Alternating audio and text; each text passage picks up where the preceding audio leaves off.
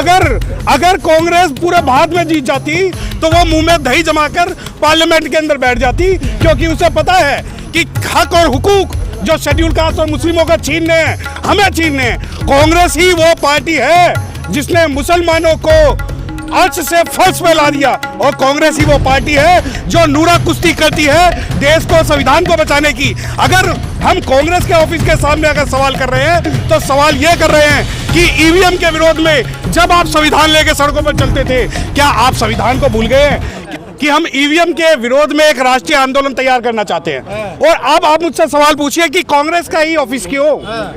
क्योंकि कांग्रेस ही वो राड की जड़ है जो ईवीएम को लेके आई थी। और अब ये देखिए कि शेर का भाई बघेरा, एक कुदन और दूसरा तेरा।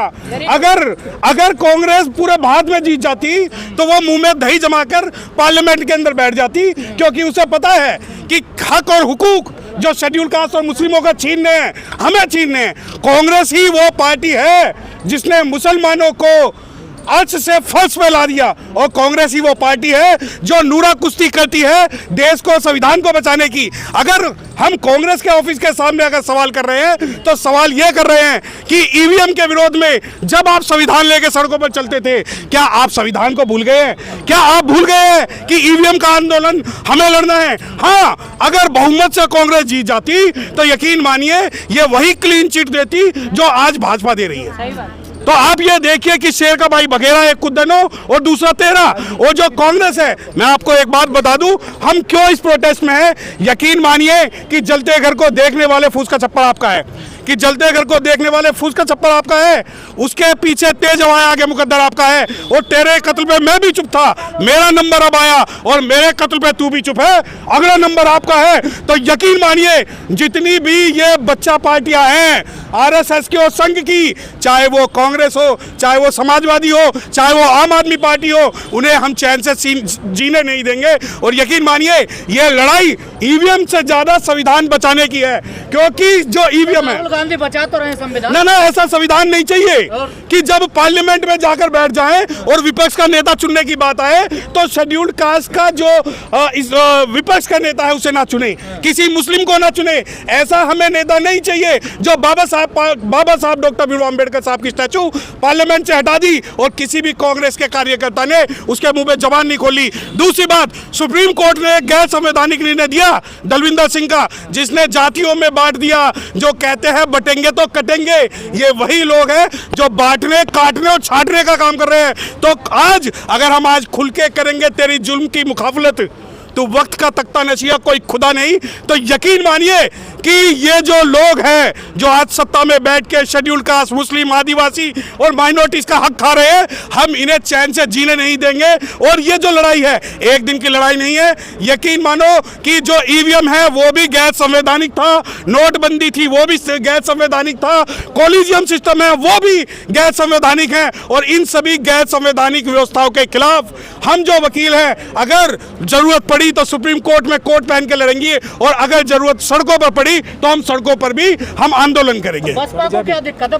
बसपा वाले ही हैं ज्यादातर यहाँ नजर आ रहे हैं। नहीं, बसपा को दिक्कत कुछ नहीं। बहुजन समाज पार्टी एक बात ऐसी पार्टी है जिसने सबसे पहले ईवीएम के विरोध में खुलकर अपना पक्ष लिया। और मैं आपको एक बात बता दूं, अगर आप ये मीडिया वाले भूल जाते हैं कि जब दलविंदर सिंह का जो डिसीजन आया, बहुजन समाज पार्टी एकमात्र ऐसी पार्टी है जिसने खुल के ये कहा कि संविधान विरोधियों की इस पार्टी में कोई जगह नहीं है। जिस दिन राहुल गांधी इस बारे में बोल देंगे तो यकीन मानिए कि भारत का जो शेड्यूल कास्ट है, भारत का जो मुस्लिम है, मैं तो खुल के कहता हूं कि मुस्लिम जो है सबसे ज्यादा जो ठगा गया और चला गया, कांग्रेस के राज में ठगा गया और चला गया। और आज भी मुस्लिम जब तक हक परस्ती की बात नहीं करेंगे तब तक जो है ये कांग्रेस जो है इसी प्रकार हमारे हक और हुकूक मारती रहेगी। ऐसा तो राहुल गांधी कहते हैं कि संघ वालों की जगह नहीं है कांग्रेस। नहीं, सबसे ज्यादा देखिए, सबसे ज्यादा संघी इन्होंने पैदा किए, सबसे ज्यादा सांप इन्होंने पैदा किए, और वो सारे सांप जो है आज संविधान पर जो है डोरे डाल रहे हैं। यकीन मानिए अगर राहुल गांधी खुल के इस बात को कहते हैं कि संघियों की कांग्रेस में जरूरत नहीं है, तो अगर ये छटाई करेंगे तो हो सकता है कहीं ना कहीं इनके अंदर भी वो सफेद जनों मिले जो कि संघियों से इनको जोड़ता है।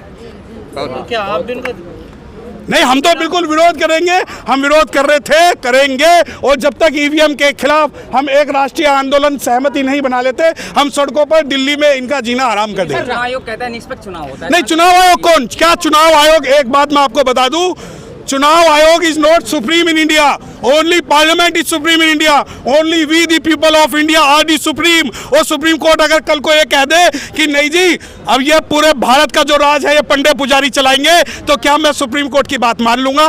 मैं नहीं मानूंगा, क्योंकि सुप्रीम कोर्ट की जो चुनाव आयोग की जो मंशा है वो हम लोगों को बहकाने की है, बरगलाने की है। और इन्हें सबसे ज्यादा दिक्कत ये है कि आज ये शेड्यूल कास्ट और मुस्लिम पढ़ लिख कर इनके सामने मुंह खोलने लगे हैं, इन्हें जवाब देने लगे हैं, इन्हें कानून सिखाने लगे हैं और इन्हें संविधान सिखाने लगे। आपको पुलिस से दिक्कत, कोर्ट से दिक्कत, विपक्ष से दिक्कत, सरकार से दिक्कत, करना क्या चाहते हैं? हम करना चाहते हैं व्यवस्था परिवर्तन, वो लाना चाहते हैं कि जिस व्यवस्था के अंदर इन्होंने दीम के लगा दिए हैं, जिन संविधान को जो है खत्म करना चाहते हैं। अब मुझे एक बात बताएं, हाँ पुलिस से दिक्कत है, मुझे दिक्कत है, आप ये बताओ क्या ये मेरा फंडामेंटल राइट नहीं है कि प्रोटेस्ट करना? क्या मैं आर्टिकल 19 का वॉयलेशन कर रहा हूं? परंतु आप उस सड़क पे जाके दिखा दीजिए, आपके आगे और पीछे से लाल कर देंगे।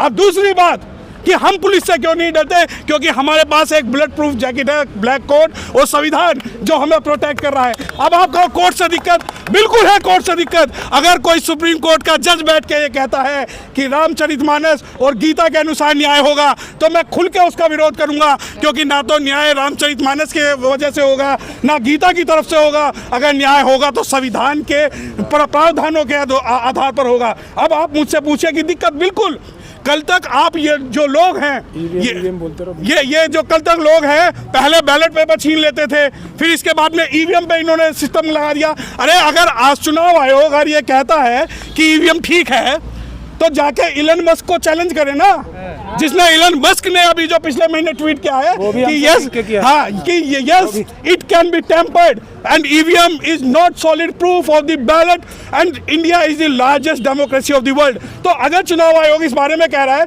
तो मैं तो चुनाव आयोग से एक गुजारिश कर रहा हूं कि इलन मस्क के किसी भी छोटे से छोटे साइंटिस्ट को बुला ले।